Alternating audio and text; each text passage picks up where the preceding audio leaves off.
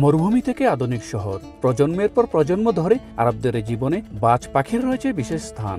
একসময় শিকার আর খাদ্যের যোগানে অপরিহার্য সঙ্গী হলেও আজ এটি কুয়েতের সাহস, ধৈর্য আর স্বাধীনতার প্রতীক। দেশটির জাতীয় প্রতীকেও রয়েছে ডানামেলা বাজ পাখির ছবি।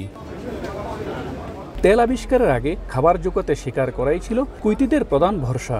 বাজ পাখি দিয়ে তারা ধরত হোবারা, বাস্টার্ড আর খরগোশ। তবে শুধু শিকারই নয়, বাজ পাখি ছিল তাদের পরিবারের অংশও। এখনও ঐতিহ্য ধরে রাখতে কুয়েতে রয়েছে বাজ পাখির বিশেষ হাসপাতাল ও বাজার। এখানে চিকিৎসা ও প্রশিক্ষণ সবই হয় আধুনিকভাবে। প্রতি বছর কুয়েতে আয়োজিত হয় আন্তর্জাতিক ফ্যালকন প্রদর্শনী। কাতার, সৌদি আরব, বাহরাইন, ওমান, সংযুক্ত আরব আমিরাত সহ ইউরোপের কয়েকটি দেশ অংশ নেয় এতে। পাখিপ্রেমীরা কেনেন বাজ পাখি ও নানান শিকার সামগ্রী। বড় ধরনের ছাড়ও মেলে এ সময়। মেলায় শুধু কুয়েতিরে নয়, প্রবাসী বাংলাদেশিরাও ভিড় জমান। কেউ কেউ বলছেন এটি তাদের জন্য ভিন্নধর্মী অভিজ্ঞতা।